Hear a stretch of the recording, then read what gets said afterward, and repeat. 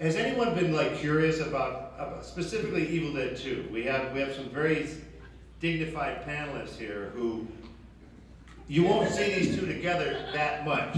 And I know Cassie, this is one of the few times you've ventured into this horrifying world here. So be kind to her, be nice to her, or she's not coming back.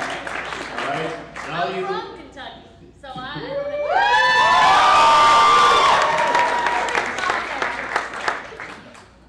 How'd you get the part?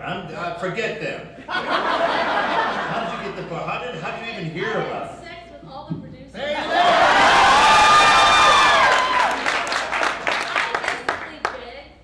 We had an audition. I'd just gotten off to a soul singer named Bobby Womack. I was time to get serious with my acting, living in Los Angeles, and it was one of my first auditions for a film. And I got a call back, and then I got a second call back, and then they said, okay, can you scream? And I said, well, hell yeah! But screaming is an integral part. yes. Scream, great. They said, can you swallow an eyeball? I said, well, hell yeah! Do you want to be raped by vines? I said, well, Let's do it! and by God's grace, so I feel very blessed. And I feel blessed to have those guys shoved in my face. Dragged across the forest floor. I'm blessed. And 25 years later, that this film would not only stand, but stand tall. I'm really proud to be part of it. All right. Now, can you share some particular Sam Raimi stories? I mean, these people have never met him. They never will. None of you will meet Sam Raimi. He doesn't exist. He only lives on a film set. He's not a real person, and that's fine. But these two have had the very distinct experience of working with Sam on a pretty ridiculous movie. You know, for 12 long weeks in the Heat.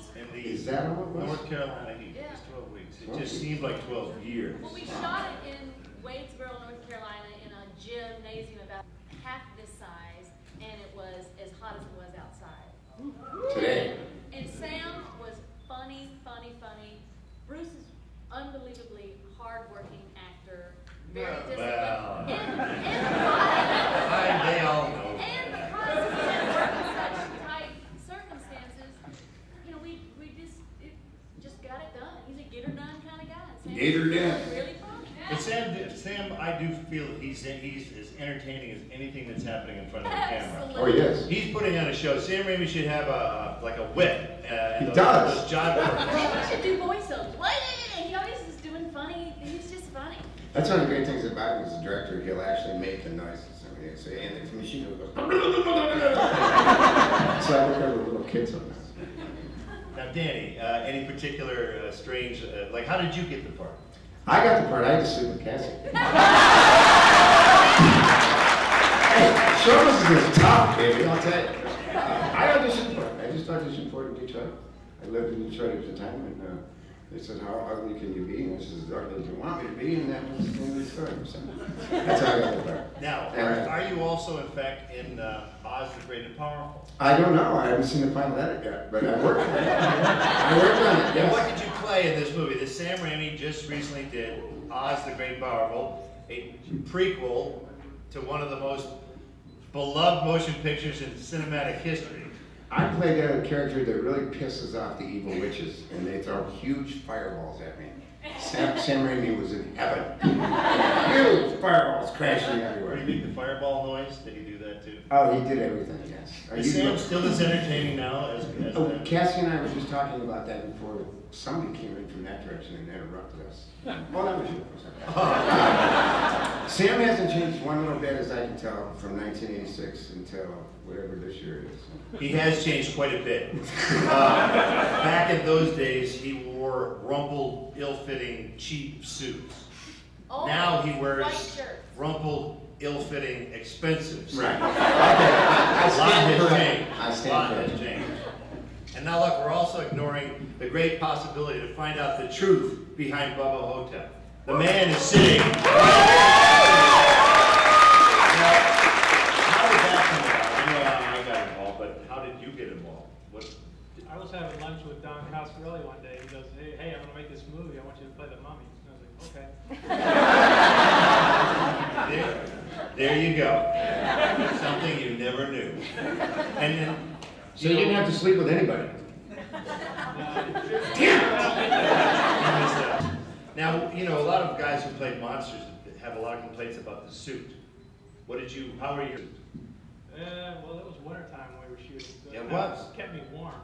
So it wasn't bad. No, except they had to put the mask on and glue it down, so it was like 14 hours of wearing a mask. But That sucks. That definitely sucks. yeah.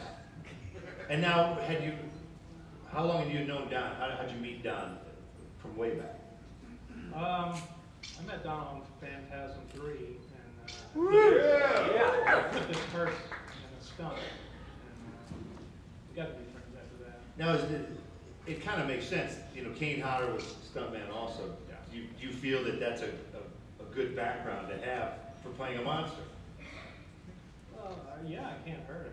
See, another insightful question from me. Back in the movies, Campbell. You were always in makeup. Oh, I know. When got to the set, you were already made up. Yeah. The long makeup days they're a blast, aren't they? They used to use this stuff. It's called 355. It was a surgical adhesive. It was developed in Vietnam. So if you cut yourself in the field in Vietnam, they would just go and pour this in and squeeze your skin together. There you go, get back out there. And so it's a very particular, very strong adhesive. And it has a very particular smell. And I don't think I ever want to smell that again.